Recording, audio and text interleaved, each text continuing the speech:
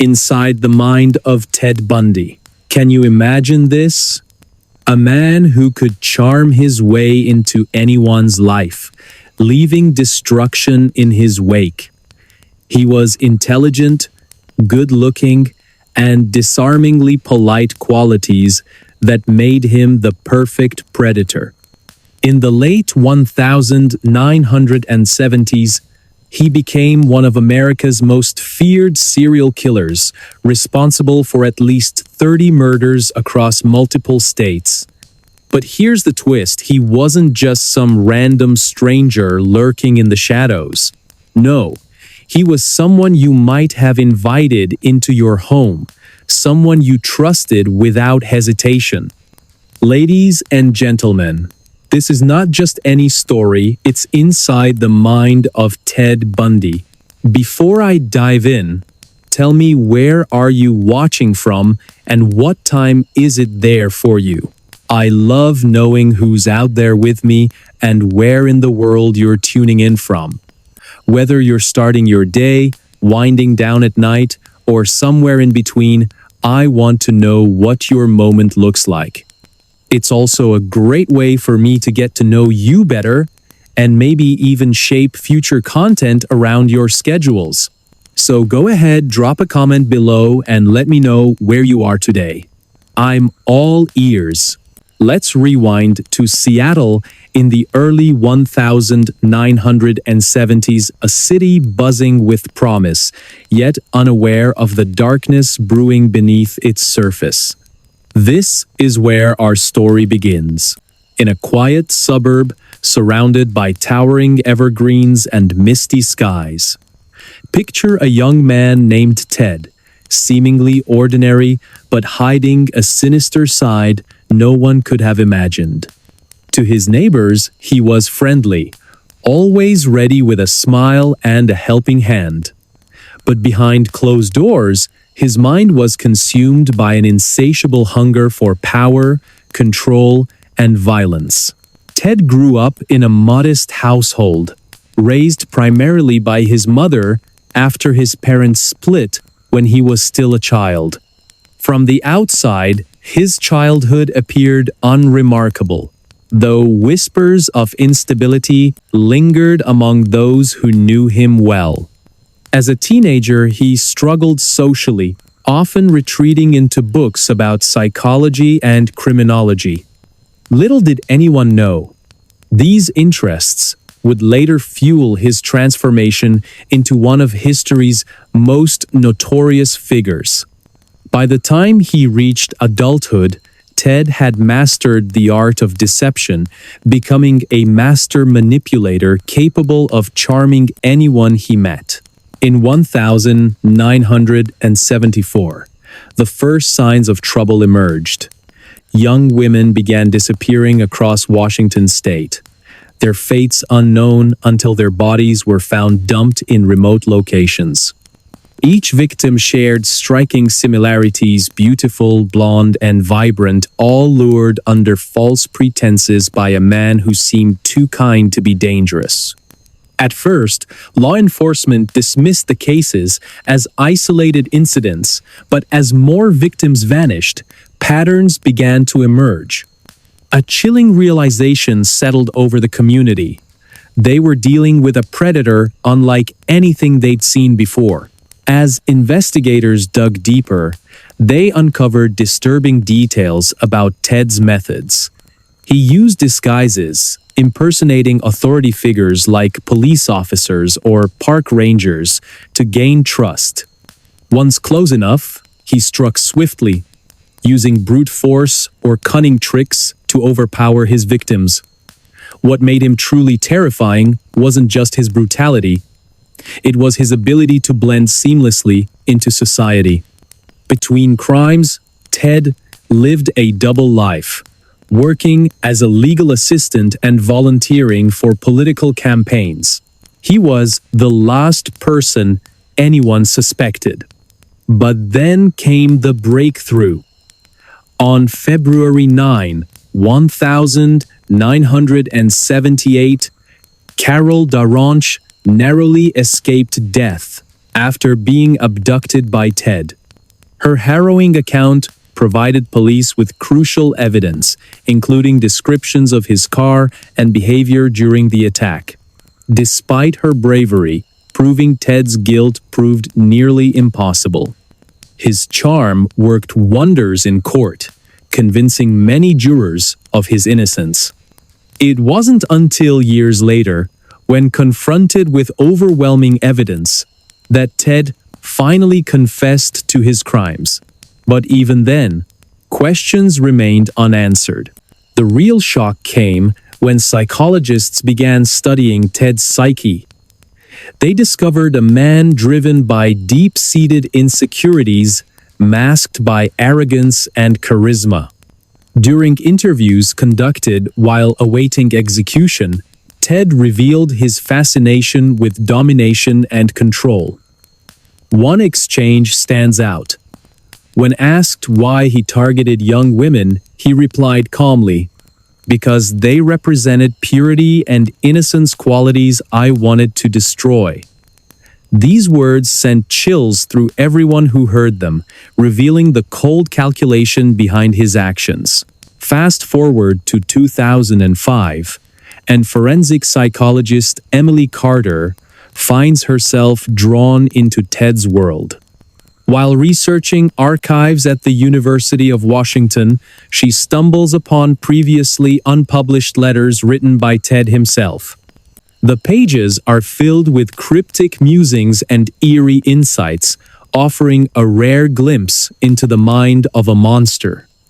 How does someone so charming become capable of such atrocities?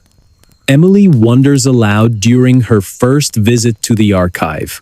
This question sets her on a decade-long quest to unravel the mysteries surrounding Bundy's motivations.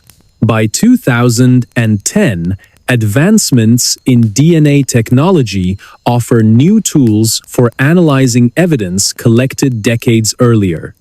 Investigators revisit old crime scenes, hoping modern techniques will uncover leads missed during the original investigation.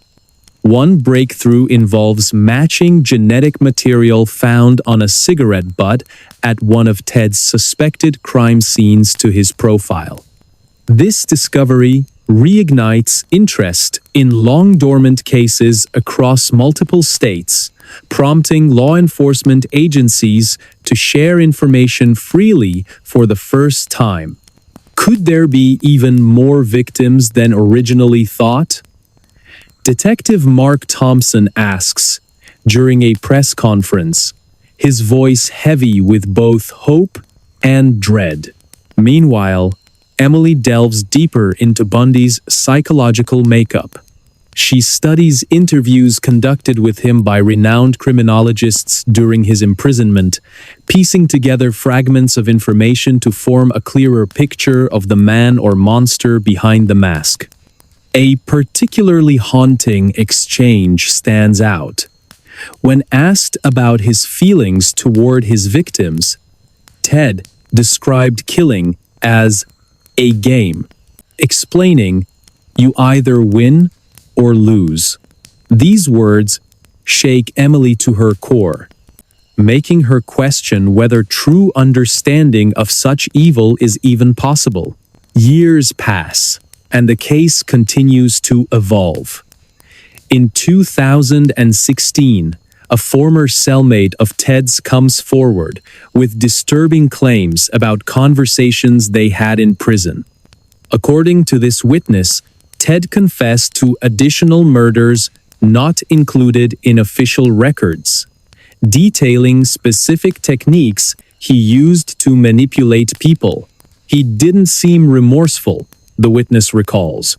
It was like he was just discussing business strategies. This testimony prompts renewed scrutiny of several missing persons cases throughout the United States, focusing especially on areas where Ted traveled extensively but left little direct evidence behind.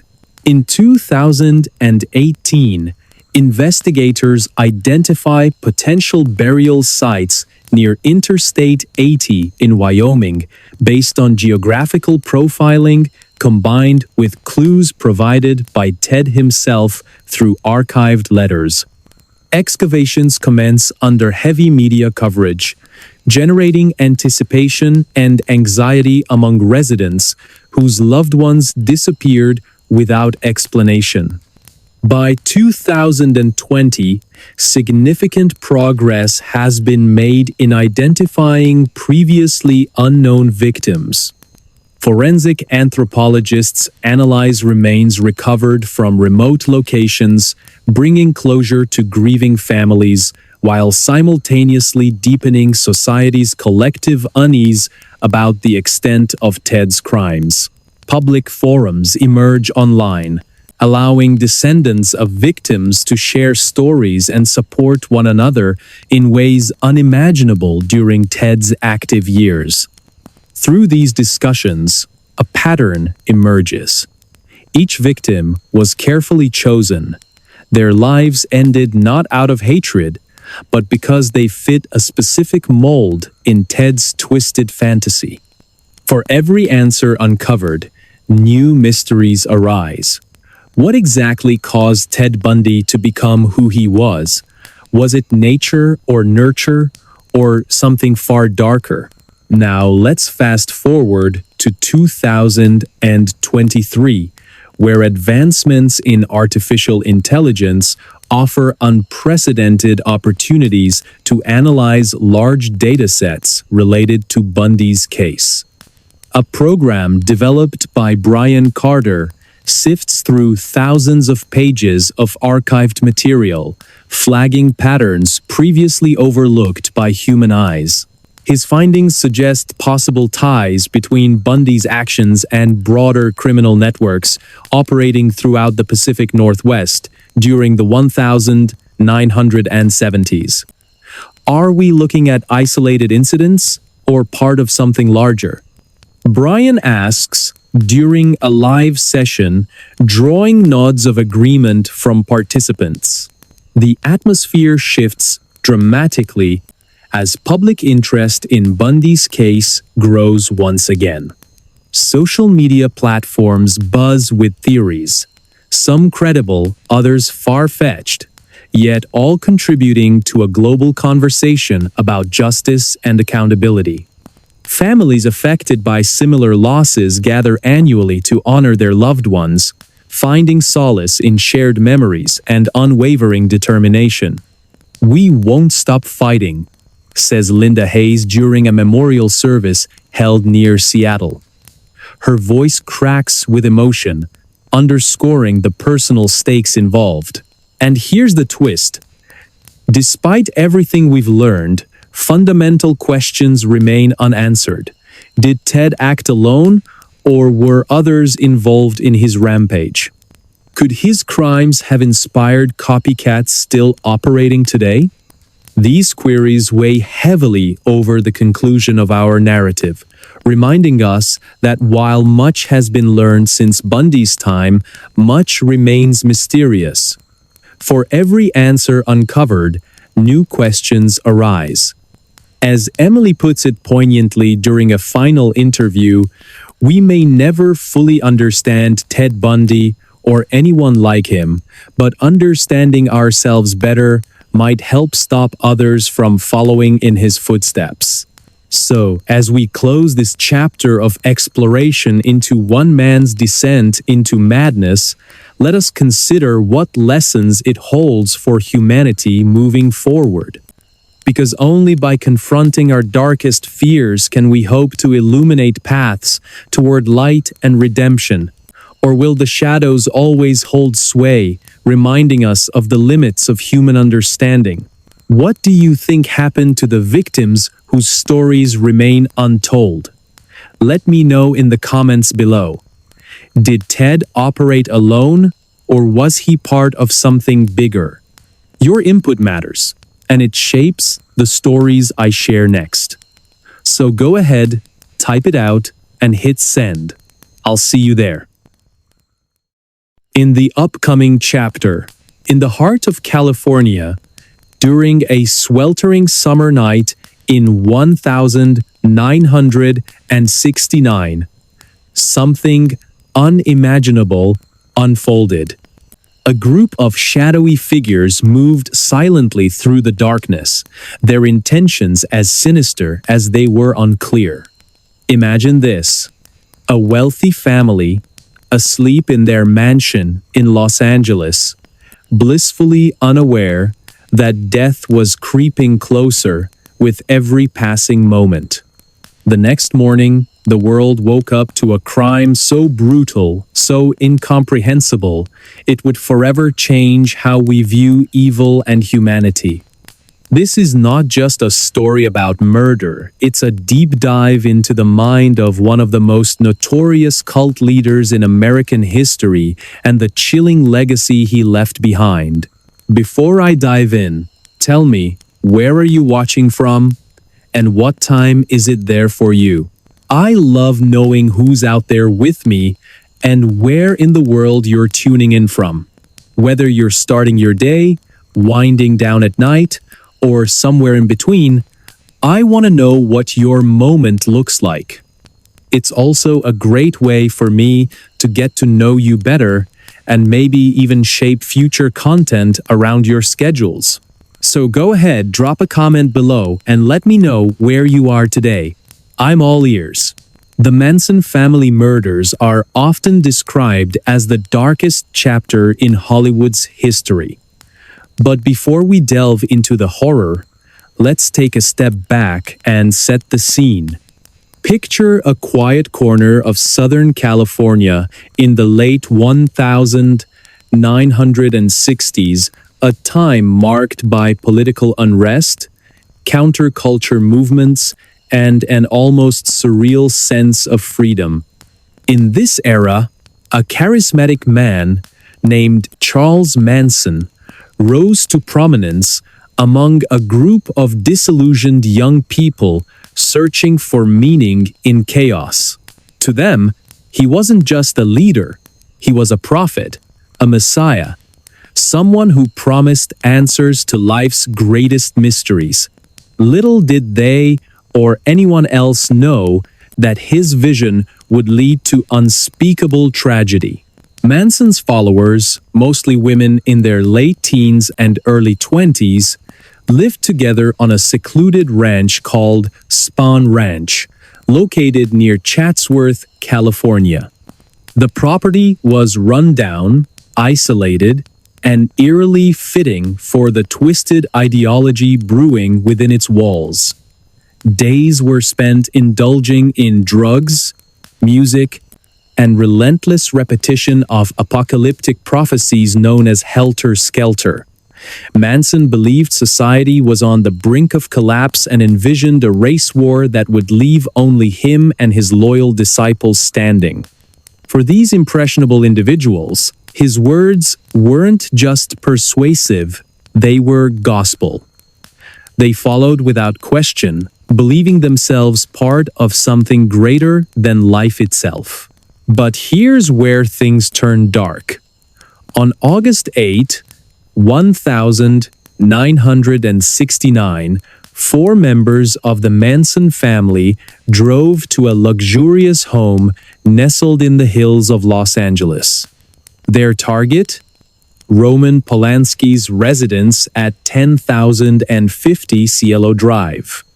Inside lay Sharon Tate, the radiant actress 8.5 months pregnant, along with her friends Jay Sebring, Abigail Folger, Wojtek Frykowski, and Stephen Parent.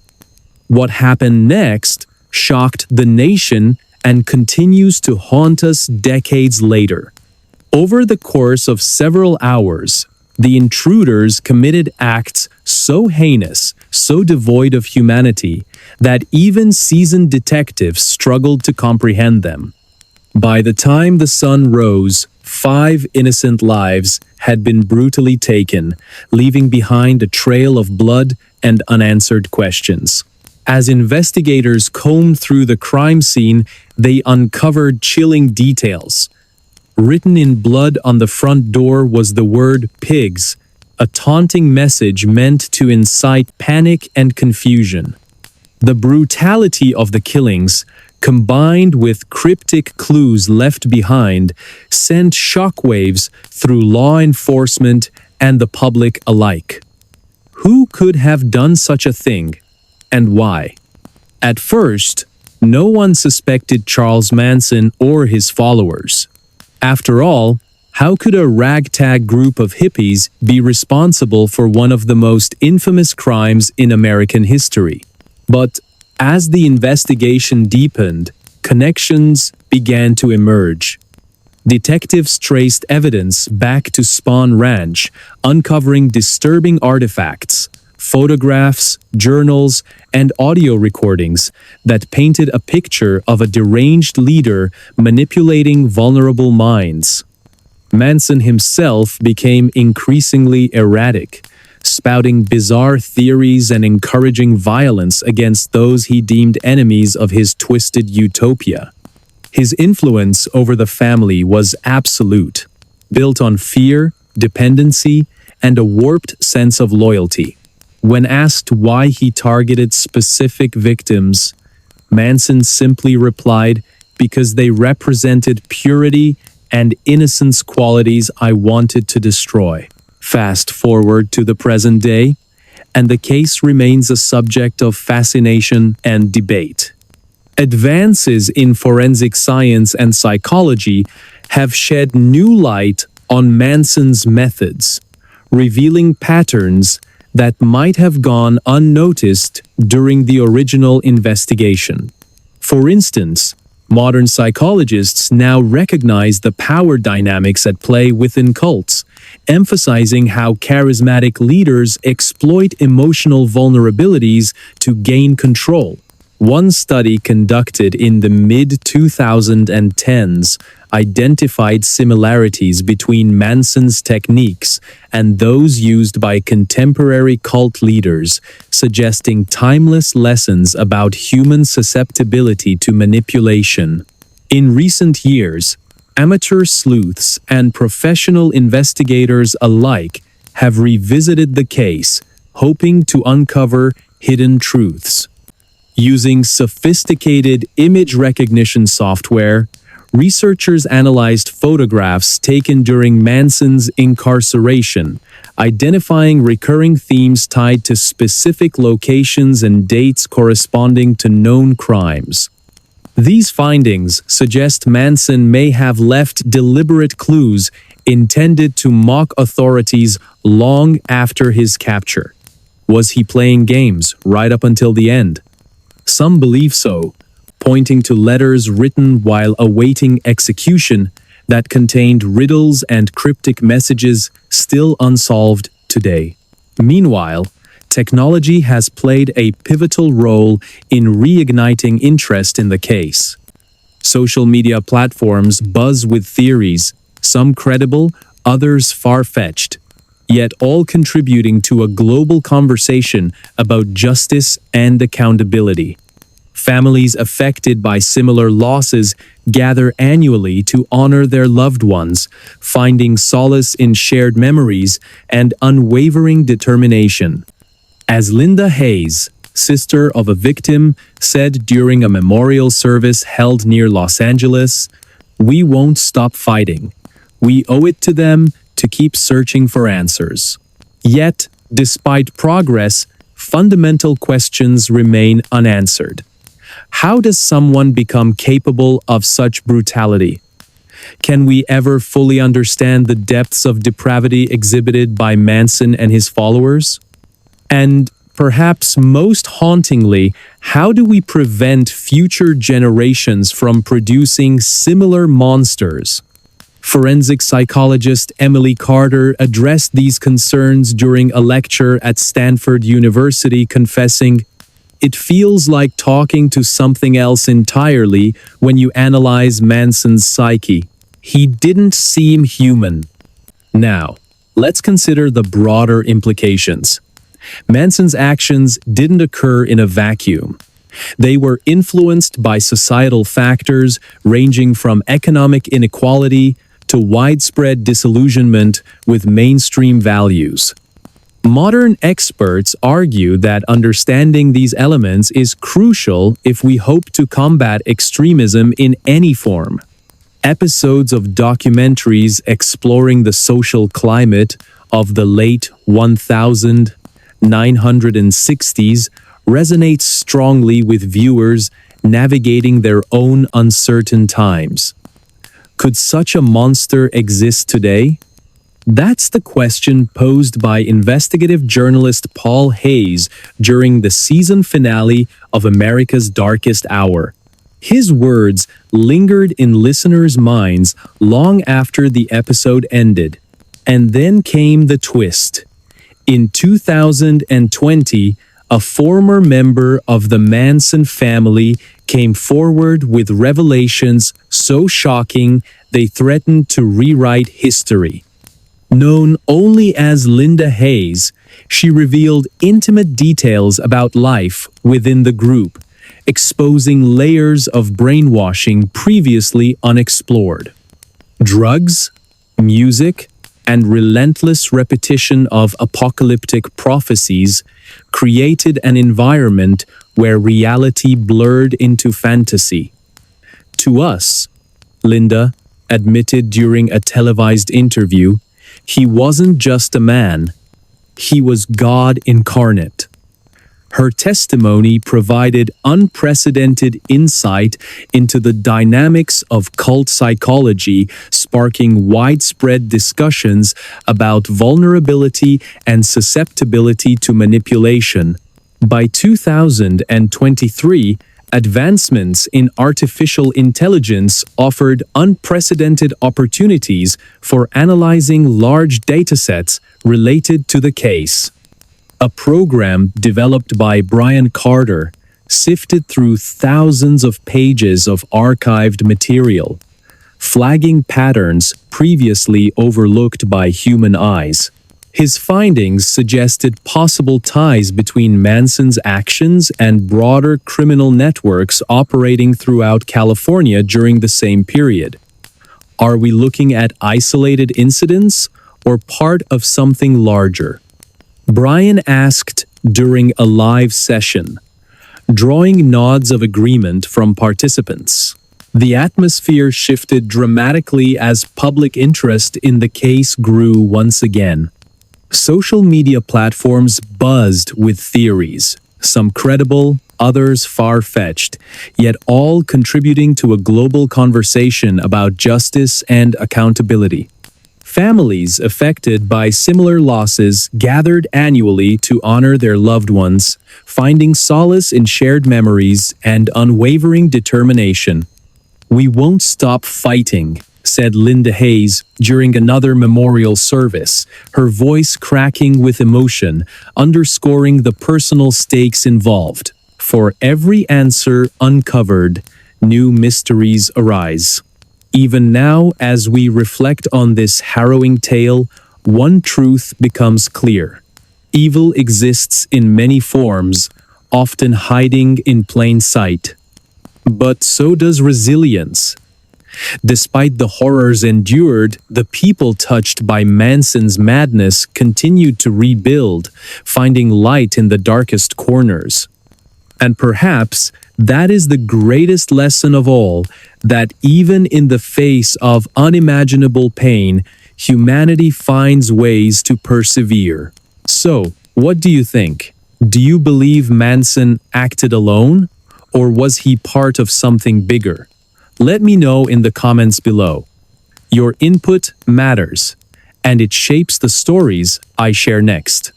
So go ahead, type it out, and hit send. I'll see you there. R, as a comber, is not untry kafel of the answers. In the upcoming chapter, in the early 2000s, a young woman drove up to one of the most iconic mansions in the Hollywood Hills. Her heart was pounding as she parked her car and stared at the gate ahead. She wasn't there for an invitation or a meeting. She had come with desperation and hope, clutching a demo CD that she believed could change her life forever. Imagine this. She was about to break into the home of one of the world's biggest musicians. Someone whose name alone could open doors across the music industry. But what happens next is not just a story of ambition, it's a tale of guts, luck, and an unexpected twist that no one saw coming. Before I dive in, tell me, where are you watching from? And what time is it there for you? I love knowing who's out there with me and where in the world you're tuning in from. Whether you're starting your day, winding down at night, or somewhere in between, I want to know what your moment looks like. It's also a great way for me to get to know you better and maybe even shape future content around your schedules. So go ahead, drop a comment below and let me know where you are today. I'm all ears. The young woman, let's call her Rose, was a musician trying to make it big in a city known for crushing dreams as much as fulfilling them. Back then, she lived in a tiny apartment on the edge of Los Angeles, struggling to pay rent while balancing odd jobs and writing songs late into the night. Her big dream? To be discovered by someone who could elevate her career overnight. And so, after months of planning, she decided to take a risk, a highly illegal one that might either ruin her life or launch it into stardom. That afternoon, Rose pulled up to the mansion gates, her hands trembling on the steering wheel.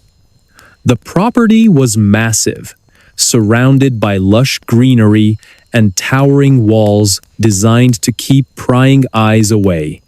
As she sat there, debating whether she should actually go through with her plan, she noticed the gardener working nearby. At first, she thought the gardener would be a problem. If they spotted her sneaking in, everything would fall apart. But then she realized something. Maybe the gardener could help her. Taking a deep breath, she walked up to the gate with her last $5 in hand. "Please," she said softly but firmly, "let me go through. I just want to drop something off." Surprisingly, the gardener smiled, took the money, and nodded silently, stepping aside to let her pass. Rose's heart raced as she stepped onto the driveway. Every step felt like walking on thin ice. Cameras were everywhere, pointing in every direction, yet none of them seemed to notice her presence. She glanced around nervously, expecting security guards to appear at any moment, but the place was eerily quiet.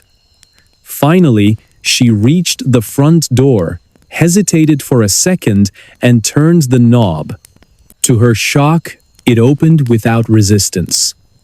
Stepping inside, she found herself surrounded by luxury, expensive artwork, plush furniture, and a sense of opulence that only the rich truly understand. Still, there was no one around. It was almost surreal.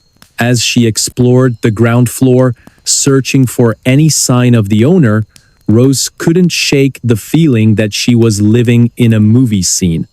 This wasn't supposed to happen. It was too easy, too straightforward. Yet, here she was, standing in the middle of a house belonging to one of the most famous people on the planet. Eventually, curiosity led her to discover an elevator. Without thinking twice, she stepped inside, pressed the button for the upper floors, and waited anxiously as the elevator ascended. But just as the elevator doors opened, reality hit her hard. There, sitting in the room right outside, was the legendary musician himself, Prince. He looked calm, almost serene, strumming his guitar as if nothing unusual was happening. For a brief moment, neither of them moved. Rose stood frozen, staring at the man she idolized, while Prince simply turned his head, raising an eyebrow at this unexpected visitor. Then, gathering all her courage, Rose stepped forward, threw the demo CD onto the table between them, and bolted back toward the elevator without saying a word. By the time she made it back to the front door, Prince's security team had already caught up to her. They stopped her, questioned her, and surely considered calling the police. However, instead of pressing charges, Prince listened to her explanation. Perhaps he saw something in her determination, or maybe he understood the lengths artists sometimes go to when chasing their dreams. Whatever the reason, he let her walk away unscathed but empty-handed. That interaction didn't lead to immediate fame. In fact, it seemed like just another bizarre chapter in her chaotic journey. Fast forward a few years, and Rose, now performing under the stage name Kesha, became a household name in the music industry. Her breakout hit TikTok dominated airwaves worldwide, selling millions of copies and earning her international recognition. Fans adored her edgy style and raw talent, but little did they know how close she came to being arrested before achieving success. Years later, during interviews, Kesha would occasionally mention the incident, always laughing it off as a youthful folly. However, behind closed doors, she admitted privately that the experience taught her resilience, the importance of never giving up, even when the odds seem insurmountable. Now, here's where things get interesting. While Kesha's career skyrocketed, questions lingered about that fateful day. Did Prince ever listen to the demo CD she left behind? If so, what did he think of it? Some speculate that he might have been impressed enough to share it with industry contacts, planting seeds for Kesha's eventual rise. Others believe it was mere coincidence, attributing her success solely to her relentless drive and unique sound. Regardless, the story serves as a reminder of how thin the line can be between failure and triumph. Let's rewind a bit further. Why did Rose choose such a drastic approach in the first place? Growing up in Tennessee, she had always dreamed of becoming a singer. Music flowed through her veins, and performing was more than a passion, it was her identity. But breaking into the industry proved far harder than she imagined. Rejection letters piled up, auditions ended in disappointment, and financial struggles forced her to take odd jobs just to survive. One evening, while brainstorming ideas with friends, someone suggested targeting high-profile celebrities directly. It sounded crazy, but after weeks of deliberation, Rose decided to give it a shot. After all, what did she have to lose? What makes this story even more fascinating is the broader context of the early 2000s music scene. At the time, technology hadn't yet revolutionized the way artists connected with audiences. Social media platforms like Instagram and TikTok didn't exist, meaning aspiring musicians relied heavily on traditional methods, record deals, radio play, and live performances to gain exposure. Breaking through required creativity, boldness, and sometimes sheer audacity. In many ways, Rose's decision reflects the desperation felt by countless other hopefuls during that era. However, this isn't just a story about taking risks. It's also about timing and opportunity. By the mid-2000s, the music landscape began shifting dramatically. Digital streaming services emerged, offering new avenues for independent artists to showcase their work. Meanwhile, Kesha continued honing her craft, collaborating with producers and songwriters who recognized her potential. When her big break finally arrived, it wasn't because of Prince or anyone else, really, but because she stayed true to herself and refused to compromise her vision. Yet, the mystery remains. What happened to that demo CD? Investigators, well, curious fans, dug deep into Prince's archives after his untimely death in 2016, hoping to uncover some hidden connection. While no definitive evidence surfaced linking the two directly, rumors persist among those close to Prince's inner circle. Some claim he mentioned receiving strange gifts from fans, including a mysterious CD from a young woman. Others dismiss these stories entirely, insisting Prince wouldn't waste time on unknown talents. Still, the possibility lingers, fueling debates within the music community. As we reflect on this incredible story, one thing becomes clear. Life rarely follows a predictable path. Sometimes, success comes from calculated moves, while other times, it stems from reckless gambles. For Kesha, both played a role in shaping her destiny. Today, she stands as a symbol of perseverance, reminding us that our wildest dreams often require unconventional steps to become reality. So, what do you think? Was it pure luck that saved Rose that day, or did Prince recognize her potential and decide to let her leave quietly? Let me know in the comments below. Do you believe moments like this define careers, or is it all part of a bigger plan we don't fully understand? Your thoughts matter, and they might inspire future episodes. Don't forget to hit that like button if you enjoyed this story, and consider subscribing for more tales of ambition, mystery, and triumph.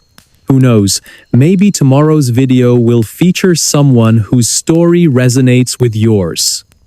Until next time, thanks for joining me on this ride. See you soon.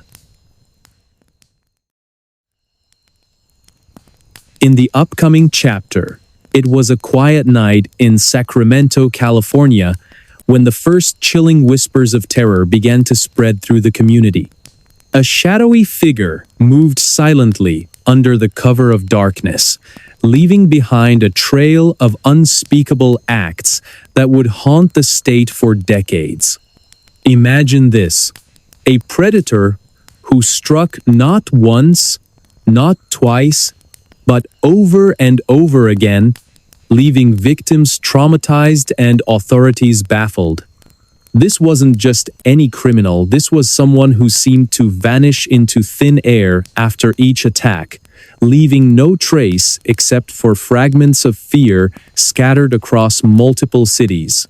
Before I dive in, tell me, where are you watching from, and what time is it there for you? I love knowing who's out there with me and where in the world you're tuning in from. Whether you're starting your day, winding down at night, or somewhere in between, I want to know what your moment looks like. It's also a great way for me to get to know you better and maybe even shape future content around your schedules. So go ahead, drop a comment below and let me know where you are today. I'm all ears. The year was 1976 when the first reports emerged of a brutal intruder breaking into homes during the dead of night. The East Area Rapist, as he came to be known, targeted women in their own beds, using violence and intimidation to silence them. Over the next decade, his crimes escalated beyond sexual assaults to include cold-blooded murder. By the early 1980s, he had expanded his territory, moving south to Orange County and leaving a trail of death and destruction in his wake. For years, law enforcement struggled to piece together the puzzle of who or what this monster could be. In the small town of Rancho Cordova, nestled near Sacramento, residents lived in constant dread. Families bolted their doors shut, installed security systems, and avoided walking alone after sunset. Yet nothing stopped the predator from striking again and again. Each crime left investigators scratching their heads, searching for connections between seemingly unrelated cases. Was this one man or an organized group? And why did he always manage to slip through the cracks? As we fast forward to the early 2000s, the case remained wide open, frustrating detectives and tormenting families still seeking closure. Forensic psychologist Emily Carter found herself drawn to the mystery after uncovering long-forgotten letters written by survivors recounting their harrowing experiences. She pored over these documents late into the night, her mind racing with questions.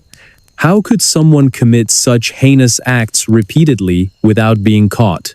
What drove this person to prey on innocent lives so mercilessly? By 2005, advancements in forensic technology offered new hope for solving the decades-old mystery. Detective Mark Thompson, who had spent much of his career chasing leads on the case, revisited old evidence with fresh eyes. Using DNA testing capabilities unavailable at the time of the attacks, investigators began matching biological material found at various crime scenes. One breakthrough involved linking semen samples collected from multiple victims to a single unknown male profile. Not someone previously considered a suspect, but someone entirely different. Could this finally be the key they needed? But the story doesn't end there. As years passed, public fascination with the case only grew stronger. True crime podcasts, documentaries, and online forums buzzed with theories about the identity of the Golden State Killer. Among those captivated by the case was Brian Carter, a computer programmer turned self-taught cryptographer. He applied advanced algorithms to decode patterns hidden within DNA databases, hoping to uncover clues missed by professionals. His work attracted national attention, sparking debates about whether amateurs could truly solve mysteries law enforcement couldn't crack. Meanwhile, Emily delved deeper into the psychological makeup of the attacker. Studying interviews conducted with victims revealed a haunting truth. Many described feeling as though the rapist enjoyed exerting control over them. It wasn't just about sex, it was about power. This revelation shook Emily to her core, making her question if any degree of understanding could explain such evil. How do you study something so monstrous without letting it consume you? She wondered aloud during a rare moment of reflection. Then came the turning point in 2018, a year that changed everything. Investigators turned to forensic genealogy, a cutting-edge technique that cross-references DNA samples against publicly available genetic databases. Following this lead, they identified a distant relative linked to the unknown male profile discovered years earlier. Tracing connections back through family trees led them straight to Joseph James D'Angelo, a former police officer living quietly in Citrus Heights, California. On April 24, 2018, detectives arrested D'Angelo after confirming through additional DNA tests that he matched the profile left at numerous crime scenes. The announcement sent shockwaves across the nation.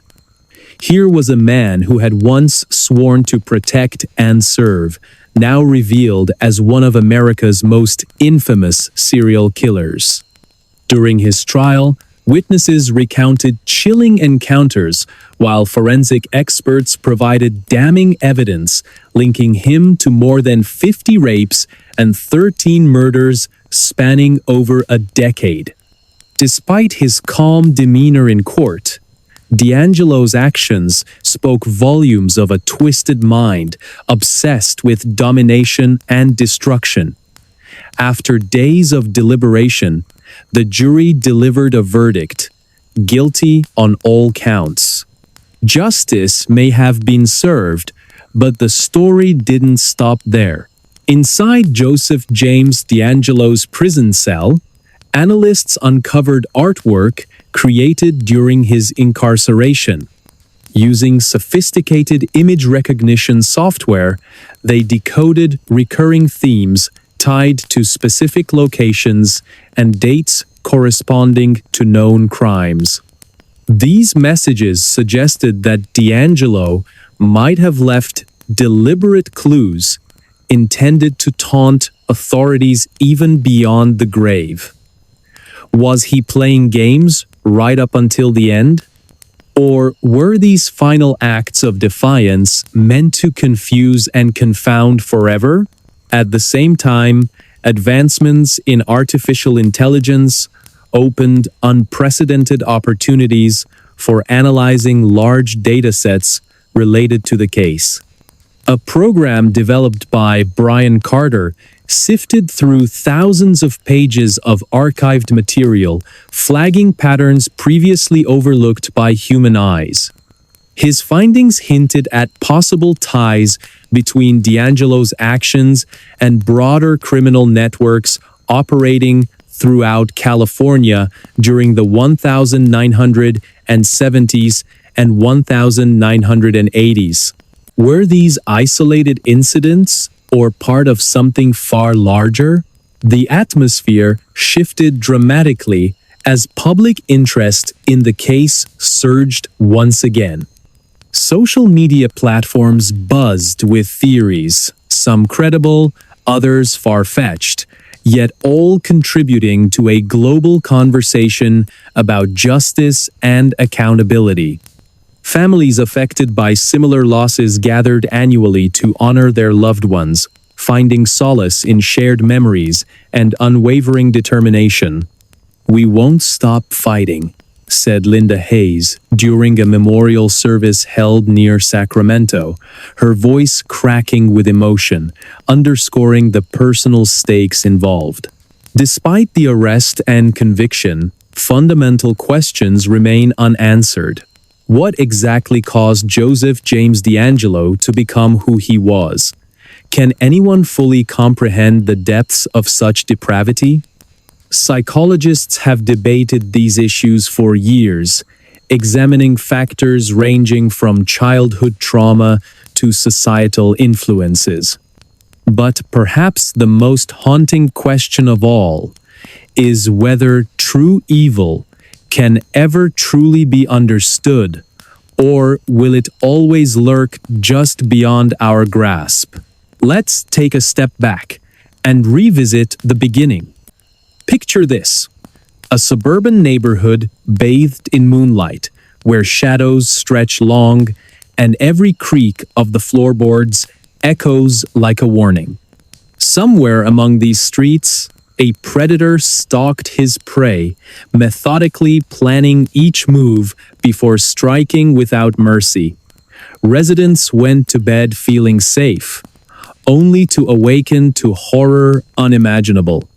How does someone fall so far into madness that they see nothing wrong with destroying lives so casually? For every answer uncovered, new mysteries arise.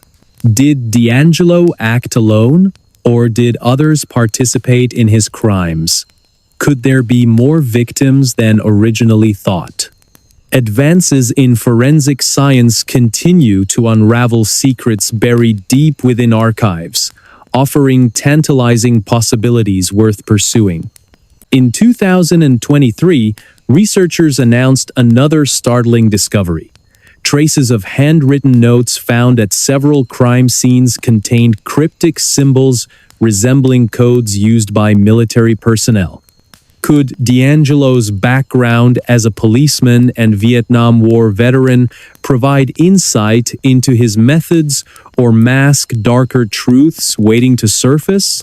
Technology evolves at breakneck speed, offering tools once thought impossible. Yet challenges persist. Forensic experts warn against over-reliance on machines, emphasizing the importance of human intuition in solving complex cases. Psychologists study behavioral patterns exhibited by perpetrators, hoping to identify warning signs before tragedies occur. Ordinary citizens grapple with difficult questions about safety, trust, and accountability in their communities.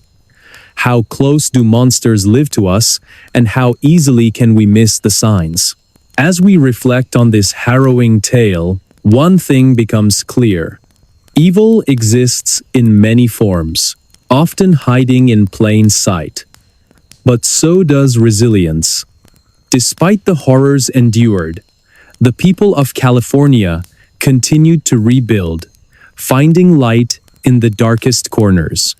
Support groups formed by family members of victims offer comfort and strength, reminding everyone that love can conquer fear. Memorials stand proudly, honoring those lost and inspiring future generations to learn from past mistakes. Do you believe the case will ever be fully solved? Or does its identity remain forever shrouded in darkness? As we ponder these questions, let us remember the lives touched and tragically ended by this horrific series of crimes. Because only by honoring their memory can we hope to move forward, armed with knowledge and fortified by compassion. Or will the shadows always hold sway, reminding us of the limits of human understanding? What do you think happened here? Let me know in the comments below. Do you agree with the theories presented? Or do you have your own ideas about what drove D'Angelo to commit such atrocities? Your input matters, and it shapes the stories I share next. So go ahead, type it out, and hit send. I'll see you there. Atlanta Child Murders. In the upcoming chapter, on a cold December night in 1979, the city of Atlanta was shaken to its core. A young boy named Edward Hope Smith vanished without a trace, leaving behind only unanswered questions and a growing sense of fear. This disappearance marked the beginning of one of the most chilling chapters in American history, the Atlanta Child Murders. Imagine this. Over 2 years, nearly 30 children, teenagers, and young adults would meet tragic ends under mysterious circumstances. Their bodies were found strangled, dumped in remote locations around the city. It was as if an invisible predator had taken root in the heart of Atlanta, striking at will and leaving no clear evidence behind. Before I dive in, tell me, where are you watching from and what time is it there for you? I love knowing who's out there with me and where in the world you're tuning in from. Whether you're starting your day, winding down at night, or somewhere in between, I want to know what your moment looks like. It's also a great way for me to get to know you better and maybe even shape future content around your schedules. So go ahead, drop a comment below and let me know where you are today. I'm all ears. Atlanta, in the late 70s and early 80s, was a vibrant city full of promise. But beneath the surface lay simmering tensions fueled by racial inequality and economic disparity. The victims came mostly from marginalized communities, African American families struggling to make ends meet in neighborhoods that felt forgotten by the rest of society. For many, these murders weren't just crimes. They were a reflection of deeper societal issues long ignored. At first, no one suspected anything more than isolated incidents. But as the body count rose, so did panic among residents. Parents kept their kids indoors after dark, and curfews were enforced across certain areas of the city. Yet, nothing seemed to stop the killer or killers, who continued to prey on innocent lives. The first victim, Edward Hope Smith, was last seen walking home from his grandmother's house. His disappearance sparked initial concern, but when he failed to return, police launched a search that yielded nothing. Days turned into weeks, and eventually, hope faded.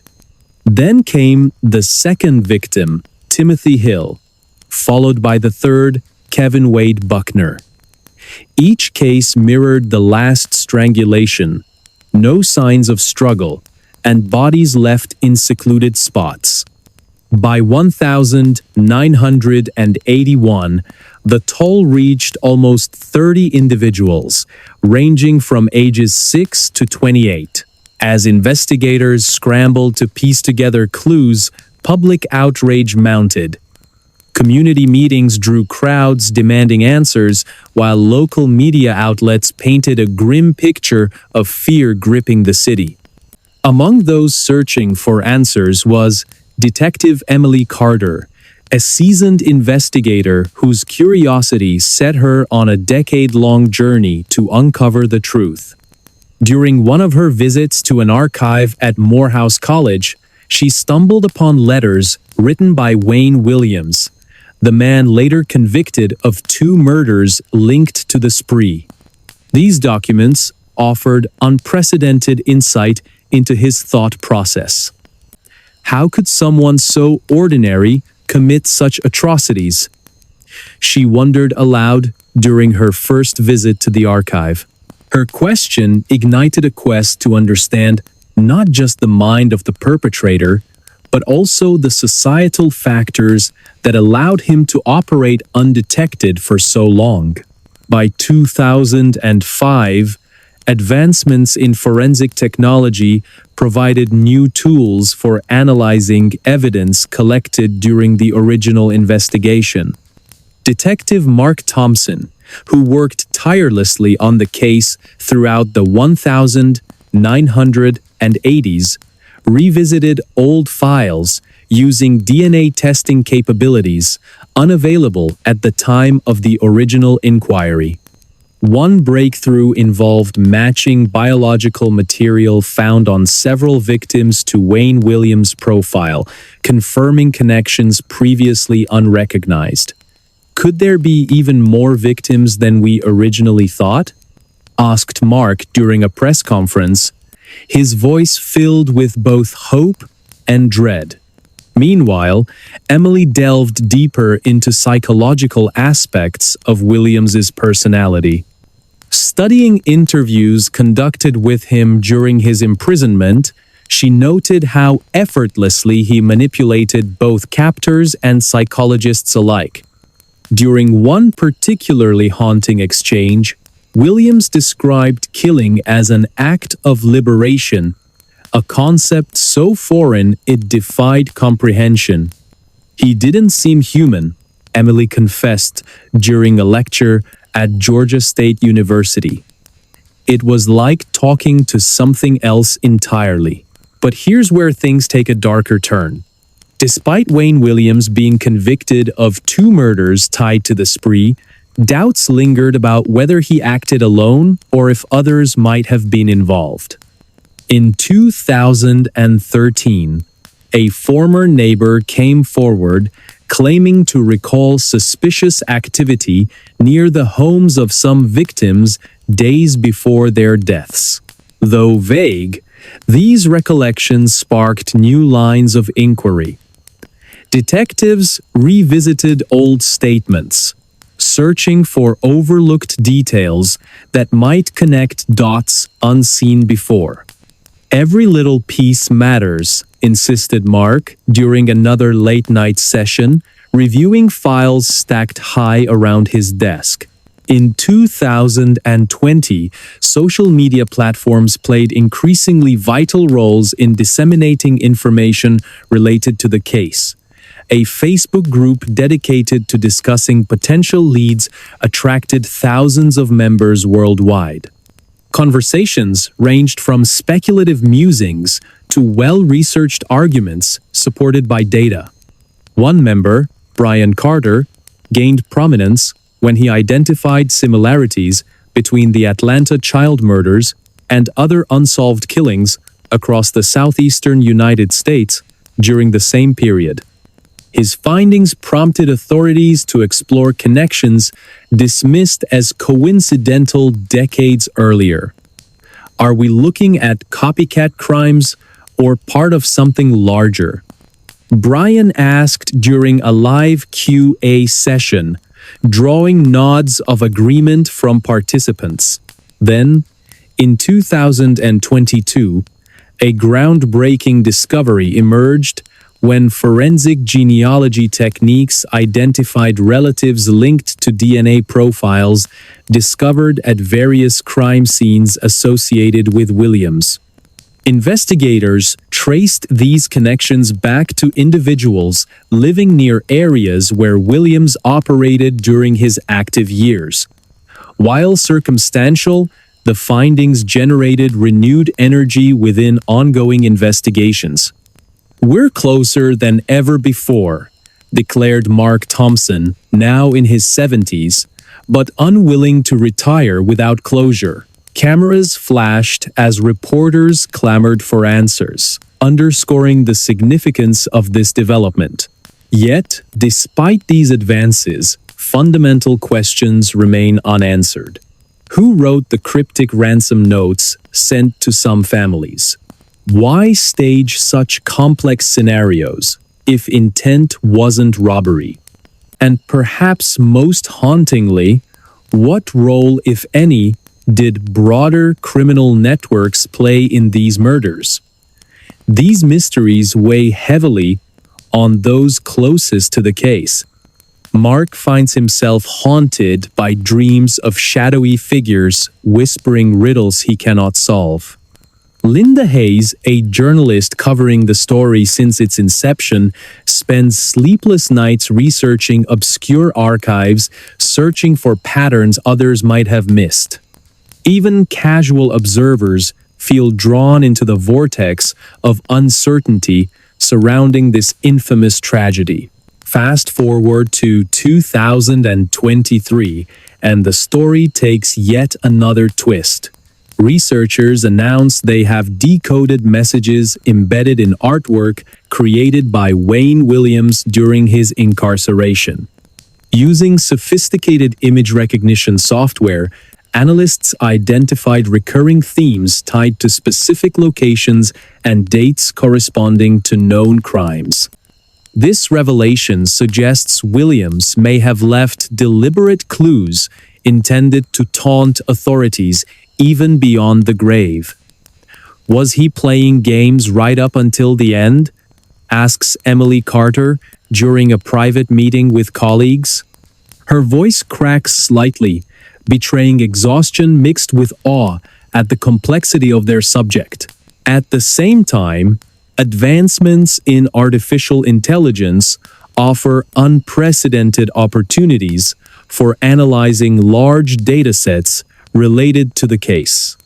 A program developed by Brian Carter sifts through thousands of pages of archived material, flagging patterns previously overlooked by human eyes. His findings suggest possible ties between Williams's actions and broader criminal networks operating throughout Georgia during the 1970s and 1980s. Are we looking at isolated incidents or part of something far greater? Brian asks, during a live discussion, drawing murmurs of agreement from participants. The atmosphere shifts dramatically as public interest in the case grows once again. Social media buzzes with theories, some credible, others far-fetched, but all contributing to a global conversation about justice and accountability. Families affected by similar losses gather annually to honor their loved ones, finding solace in shared memories and unwavering determination. "We won't stop fighting," says Linda Hayes during a memorial service held near Atlanta, her voice cracking with emotion, underscoring the personal stakes involved. And so, the legend of the Atlanta child murders persists not merely as a relic of the past, but as a testament to human resilience in the face of incomprehensible evil. For every answer uncovered, new questions arise. For every step forward, obstacles loom large. Through it all, one truth remains clear. The quest for understanding transcends generations, binding us together in our shared desire for peace and resolution. Now, here's the kicker. What if Wayne Williams wasn't acting alone? Recent revelations point toward organized crime involvement, suggesting a conspiracy much bigger than anyone initially imagined. Could the mafia have played a role? Or was this the work of a lone individual consumed by darkness? As researchers dig deeper into Williams' background, startling connections emerge linking him to other unsolved cases across the region. Some theorize that the true number of victims could exceed the official count of 29. Others believe additional perpetrators may still be at large. What do you think happened in Atlanta all those years ago? Let me know in the comments below. Did Wayne Williams act alone, or were others involved? Your input shapes the stories I share next, so don't hesitate to join the conversation. Remember, the truth is out there. It's just waiting for someone brave enough to uncover it.